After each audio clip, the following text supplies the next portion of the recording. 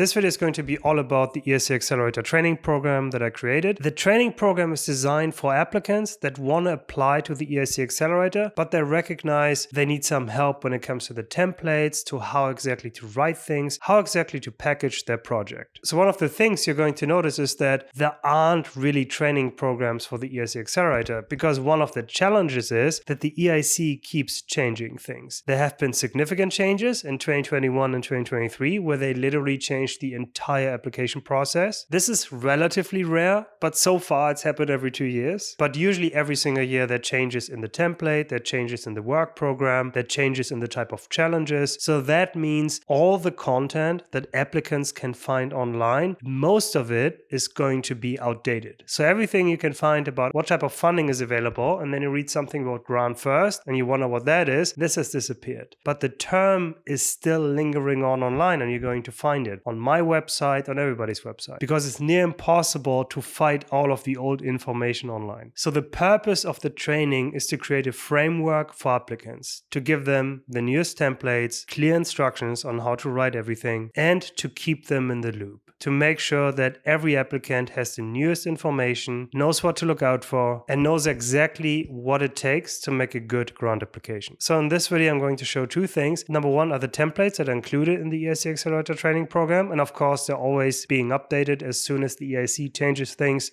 the templates have to change as well. And number two is an online platform where you get all of the instructions and other content. And of course, I already made a video on Chat EIC, which is this GPT-based chatbot that is using a lot of knowledge around the EIC Accelerator in order to assist applicants that are writing grant applications. So I'm not going to talk Chat EIC now. So this is just about the training program. Okay, number one, let's start with Google Drive. So all of the templates, I added them to Google Drive, which is just a very convenient way to collaborate, because it doesn't matter if it's for reviews or if you are working in your company to prepare the application. Let's say the CEO is writing the commercial parts, the CTO is writing the technical parts, and then maybe you have a COO or a CMO who is writing some marketing parts or branding parts, vision and mission of the company. It doesn't matter. It's usually very useful to have a collaborative approach, because one of the dangers is if you work offline and someone sends a version around, and then you kind of have to have someone who has the responsibility to keep the version up to date. It's usually much better to work online. A single document, never create a second version, you just have these templates. So these are all the templates that are going to be included. Of course, the main step 2 proposal template, and then data management plan, and then a very elaborate financial annex. Also some other small helpers, for example, FTO template for that, something for the team table, and then the main step 1 proposal template, something for the 10-page annex, which is part of step 2, and then a little guidance for the references that you should be collecting throughout the writing of the proposal, and then some other stuff like LOI, and then obviously the video script, which is now part of step 1 and step 2, and other things like acronym, title, and ethics. So I'm not going to show everything, obviously, but part of this template is that you get the official structure, obviously, that you get from the EIC, but then within that, you have a lot of different modules, because usually these templates that you're getting, they ask very general questions, but these questions might not be complete, or they might not be explicit. So for example, let's say you have a certain part about the commercial strategy. Then yes, there's going to be probably different aspects of the commercial strategy that you should mention, but an applicant who is new, who doesn't know exactly how to write this, doesn't know what is part of that. So distributed in this proposal template are 60 different modules that explain exactly how to write a certain aspect. And every single module, and I'm going to show that in a bit, on an online platform has associated content with it. So for example, in this one, I'm only going to show module 1 right now, which is, for example, the founding story. This particular module is going to have video content instructionals, so you know exactly how to write it. And this is the purpose of it, because there's a lot to say. A template that has one question and then you are supposed to write 5 pages on this is not very useful. What you need is this broken down into 5 to 10 different parts, and then each of these parts has very explicit instructions, so you know exactly how to write. And also obviously there's different instructions on how to do these things, but the core of the templates really are the modules. The modules explain exactly how to write these applications with success in mind. We're thinking about what is important in step 1, what is important in step 2, and especially what is going to be important in step 3. So everything is with the end in mind. And now let's look at a different template, which is one of my favorites. It's actually one of the most complex ones. So what you can see here, the purple ones, these are actually the official template parts from the EIC. So this is what you have to submit. But what I found after doing this for a few years and having multiple successful applications, what it really takes is very good planning. You have to make sure that you have an overview of all the documents documents and you make sure that everything is consistent, because you can't just guess the budget. You can't just set up a budget and think, okay, this should add up to 2.5 million, for example. You have to be very precise. You have to make sure that all the numbers actually add up. And even if you know that nobody is going to sum up all these numbers, it doesn't matter if it adds up. It is always best if you have very precise planning and all the numbers are 100% accurate, and also they're going to be consistent throughout the application. Everything you put into the financial annex is going to be identical to the numbers you have in the main proposal. And what I've also noticed is that a lot of consultancies, they use these spreadsheets that are ending up extremely complicated. So for example, you have a huge spreadsheet and then for every single work package you have a tab, or maybe even for every single task, and then you have 20 or 30 different tabs. Everything becomes so confusing that in the beginning, the spreadsheet looks great. But once you have finished planning your project and you have added all your work packages and everything, you've added the entire budget, it is completely unreadable. If you have to resubmit this proposal, to understand this whole planning, budget, work package spreadsheet is near impossible. You would rather start from scratch. So I made it in a way where after I finished a proposal and submitted it, it is actually as easy to read in the beginning, because I don't have to create any new tabs. I don't have to change the structure. All the formulas are going to make sure that I only ever have to add one value one time. I don't have to add the company name a million times. I don't have to copy paste the full budget of, let's say, work package 1 into the summary budget calculation for the entire budget. Everything is going to automatically grab everything. You can make it so that search formulas are automatically going to take all of the numbers that are going to add, are going to check, is it subcontracting? Is it goods, work, services? Is it equipment? And then it can automatically cross-check, is it work package 1, work package 2? And then it can grab all the info for you. But I think it's really, really nice to have it. Then you have a really sophisticated spreadsheet that is just making things that are already complicated enough. At least it doesn't make it more complicated. So I'm not going to show everything, but generally what is included, I usually have an estimation. So what you can see here is P&L estimate in the bottom left. So everything that is green is going to be support. These are sheets that I've created that I always use because they're just extremely useful. Very often companies don't have current financial projections, or these are financial projections. Maybe they have created them for a different project. Maybe they always say that, yeah, we have these financial projections, but we have to refine them. They're not exactly how you want to have them. Or maybe they're just not really suitable for the accelerator, because sometimes I talk to investors and investors want to see your company revenues start growing next year or something. But maybe you know it's not realistic, your investors know it's not realistic, but you know they still kind of want to see it that way. But for the accelerator, things are a little different, because you can actually be a little more realistic with the accelerator, because the EIC Accelerator, or let's say the purpose of the EIC Accelerator, is DeepTech. These are companies that are probably not going to be revenue generating even, or maybe they're not going to be profitable or whatever. They're going to need a lot of capital before they can really generate revenues. So they understand there's going to be a thirst period where nothing is going to happen. But very often companies don't really have financials. So I made a relatively sophisticated spreadsheet that is just for the estimation of financials. That is almost a little plug and play, because it allows company to actually estimate the cost and all of the individual cost items, exactly how you have to submit them for the accelerator a little more easily. And then obviously for the planning of the work packages, this is very important to have a nice structure and story for the EIC Accelerator, because the EIC Accelerator wants to have a project that really fits the framework. If you have a project and it's going to be funded, it has to be tracked. So there's going to be project officers that have to take care of the program. They want to have a well-structured program. Ideally, it is a nice round number in terms of month. So it's very easy. Ideally, you have very good milestones. Ideally, you really have thought about, okay, when do we reach tier 7? When do we reach tier 8? When do we reach tier 9? So it's very easy to track. So this is obviously good for the evaluators who evaluate the proposal. So it's good if everything is structured well to the accelerator. Okay, let me jump. The tasks, obviously the tasks are going to be the meat of the work packages, not going to go into that. Grant cost, this is where you add all of the cost. There's going to be a lot of calculations. Actually, very recently they switched to lump sum, which is kind of funny because it sounds like if the EIC Accelerator is now a lump sum program, oh, this sounds simple. You don't really have to budget much. It's a lump sum. It's like basically one amount. No, it's actually more complicated now. You have to still do the same stuff you had to do before, but now you also have to fill out this lump sum spreadsheet. But actually, it was very easy to integrate here, and everything is automatically added to this new lump sum spreadsheet. Okay, this is enough of the spreadsheet. I don't want to get into it too much. After creating so much content around the EIC Accelerator, I just want to explain everything, but I'm going to leave it here. Now let's jump to the online platform. So this is a very simple online platform. It's basically an online training platform. So basically what you're going to see is that you have all of these modules. So in total, it should be over 90 different lessons. So all over, it's more or less 90 different modules, and they're not all corresponding to parts of the proposal. So for example, if freedom to operate analysis is its own module, the step 1 EIC Accelerator video is its own module. So for example, if you look at my YouTube channel, you're going to find the module for the EIC Accelerator video. But generally speaking, what you can do is you can check, all right, proposal writing modules 1 to 61. These are all the modules for the major writing. And then, for example, the founding story, you're going to have a video that's about a few minutes long. It's going to explain how exactly do you write this part of the founding story, but it really depends on the module. So most of the time, it is a single slide that shows the relevant information that you want to see. So for example, in this case, we're looking at the financial projections, and then most modules are below 10 minutes. And it's usually tightly edited, so this is usually cut without all the pauses. So obviously time is money. You don't want to sit and watch a 1-hour video on something with someone stammering and stuttering. So everything is tightly edited, so people can just watch it, 3 minutes, this is going to be it, and then they can write it. So it's very simple. Or if you want to use Chat EIC, and you can just ask it, how does module 23 look like? And then as an example, there's also modules just for guides on how to submit. Yeah, and for example, when it comes to the spreadsheet that I just showed you, that in and of itself already has about 9 different modules, just talking about every single sheet of the spreadsheets, including obviously the planning documents, but also the ones from the EIC, because surprisingly, you really have to explain a lot. Just the work packages is already an explanation of 15 minutes, just explaining how to structure the work packages, because there's so many nuances that you have to pay attention to, because it's important and it's very easy to make mistakes with the accelerator. All right, that's pretty much it. Thanks for watching.